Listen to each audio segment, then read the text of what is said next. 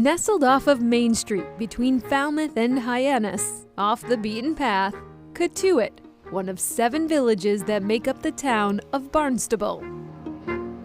Some might call it the unspoiled village. Cotuit was once home to the Cape's first hotel. You won't find many of those here today, but what you will find is a seaside slice of American charm.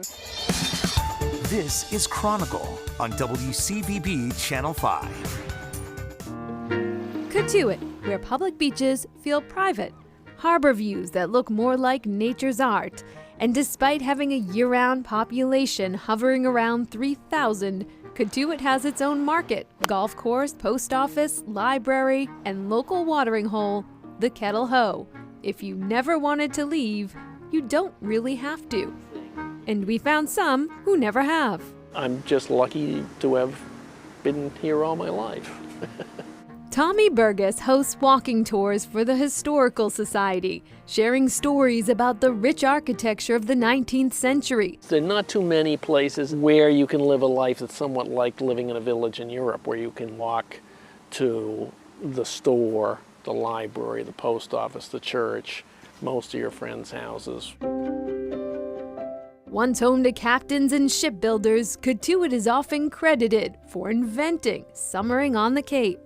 Cotuit was very busy at the last half of the 1800s and in the 1900s. Wealthy Bostonians would come down to Cape Cod and enjoy the summer. President Lowell of Harvard University used to come here and summer. He brought a lot of his friends, and at one point, this was called the Summer Harvard.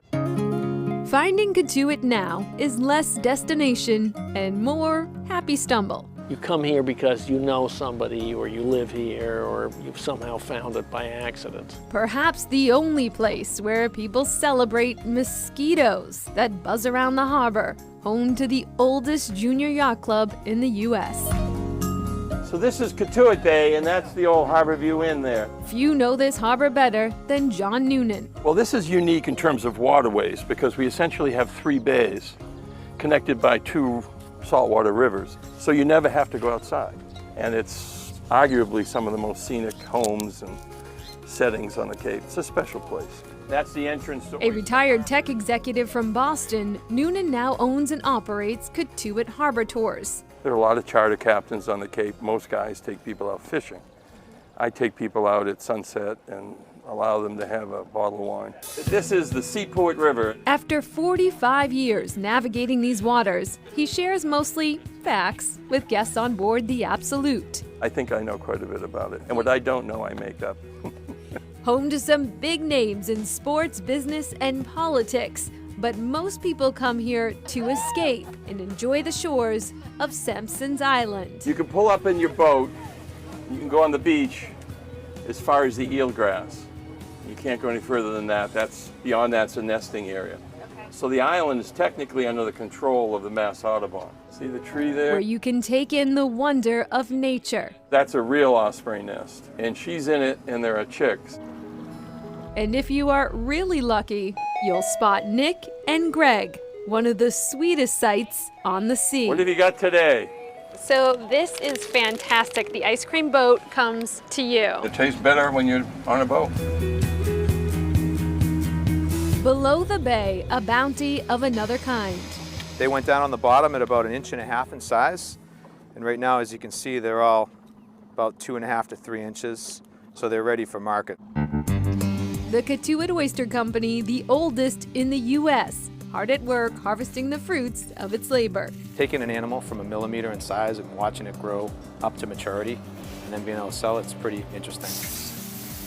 Owner Chris Gargiulo took over the business in 2004. Like everyone says, you learn from the school of hard knocks, and I certainly did. You can't rubber stamp operations. You can't grow an oyster in Cotuit like you do in Wellfleet. Gargiulo and his team will seed 3 to 6 million oysters every year. 12 to 18 months later, the bright and briny Cotuit oyster is ready.